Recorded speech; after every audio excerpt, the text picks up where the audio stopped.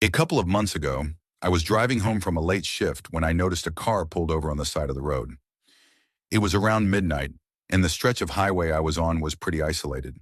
At first, I didn't think much of it, but then I saw the hazards blinking. It seemed like someone might need help, so I decided to stop. I know, probably not the best idea, but it was just me in the open road. As I slowed down, I saw a woman standing next to the car. She was drenched, her clothes soaked from the rain that had been coming down in sheets. She looked upset, but not panicked. As I approached, she looked up and said, "My car broke down. Could you give me a ride to the nearest gas station? It's just a couple of miles away." Something felt off, but I couldn't put my finger on it. I told myself maybe I was overthinking it, so I agreed to help. But as I stepped closer to her, I started noticing things that didn't add up. There was no sign of a breakdown, no smoke, no flat tire, no open hood. The car looked perfectly fine. It was just sitting there in the rain, idling. My gut started screaming at me to get out of there.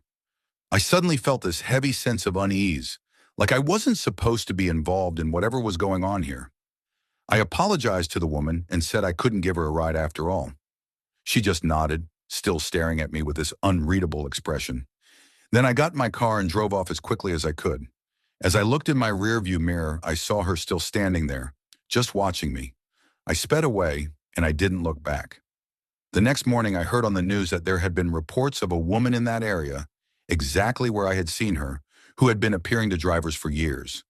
People said she asked for help, but once they turned around, she was always gone. No one ever saw her get into a car.